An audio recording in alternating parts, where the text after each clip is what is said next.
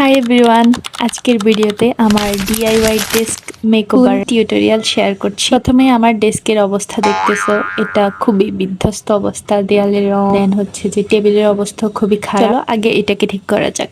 এজন্য আমি দারাজ থেকে কিছু হোয়াইট স্টিকার আনিয়ে নিয়েছিলাম। ইলেভেন সেলে আমি 3 মিটার নিয়েছিলাম, 600 সামথিং এরকম হবে। তারপর এটাকে কার্ডের সাহায্যে সুন্দর করে তোমরা লাগিয়ে নিবে। চাইলে তোমরা এখানে তোয়ালাও ইউজ করতে পারো। লুকটা অনেক ভালো এসেছে।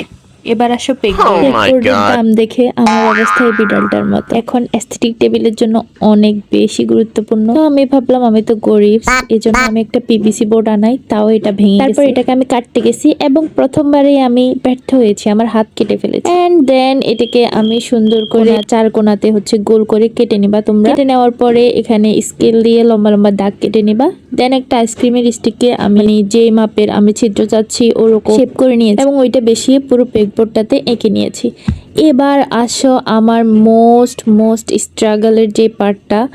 আমি এখানে এত বেশি কষ্ট করছি যে আমি ভিডিওই করি না। তো এটাকে আমি অনেক কষ্টে টুডাই তোমরা যদি তোমার আম্মুর বকা খাইতে না চাও, না শেষ করতে চাও, তাহলে এই কাজটা কখনো কইরো না। আর তোমাদের যদি ধৈর্য না থাকে তাহলে তো করবাই না। এইটা হলো আমার পেগবোর্ড।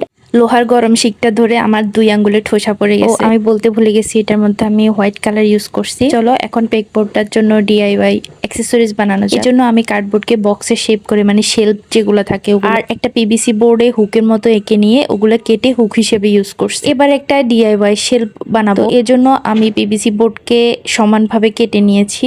নেওয়ার পরে এটার মাপ করে আমি কার্ডবোর্ড কেটেছি, যেহেতু এটা কাঠের মতো দেখা যাবে আর একটু মজবুত চাচ্ছিলাম। হোয়াইট স্টিকার দিয়ে কভার করে ঘাম দিয়ে লাগিয়ে নিই। তো এইটা হলো ডিআইওয়াই শেলফটার ফাইনাল লুক। চলো এবার টেবিল ডেকোরের জন্য কিছু জিনিস দেখাই তোমাদেরকে। এই আয়নাটা আমি একটা 99 শপ থেকে কিনেছি এবং এটা ছিল মাত্র 100 টাকা। একটা হারিকেন নিয়েছি, আমি বেস্ট বাই গিয়েছিলাম, আমার থেকে অনেক সুন্দর লাগছে।